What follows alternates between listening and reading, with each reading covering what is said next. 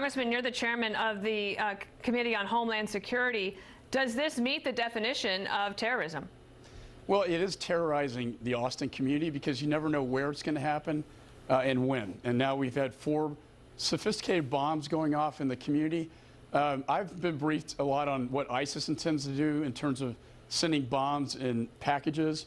But the fact is, in this case, they were actually put on the front doorstep. They didn't go through the Postal Service or UPS. So that sort of distinguishes this case in Austin from maybe radical Islamist terror. I can tell you, though, that based on the profiling, this looks a little bit more like the Unabomber case to me. I talked to the police chief of Boston. He gave me his sympathy with my hometown, that the dark days of the Boston bombing.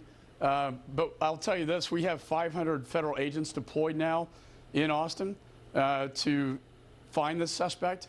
State and local law enforcement are activated. And I'm convinced we're going to find him. Based on your experiences in the U.S. Attorney's Office, I'm just curious if you could give us some indication of how do law enforcement and investigators work together to try to narrow down who this might be? Well, you know, I worked with the Joint Terrorism Task Forces. That's a model of cooperation between federal, state, and local law enforcement. And now they've taken that into criminal cases. We don't know whether this, and I just talked to the APD chief minutes ago, and we really don't know if this will be a terrorism case or not. It could be opened by the FBI as a domestic terrorism case, or it could be handled by APD as just a bombing case.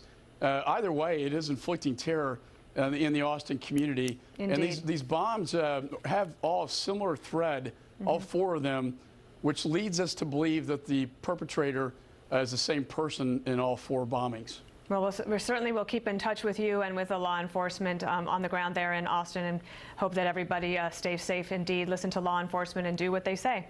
Thank you so much, Congressman, for being here with us. Thank you, Dana.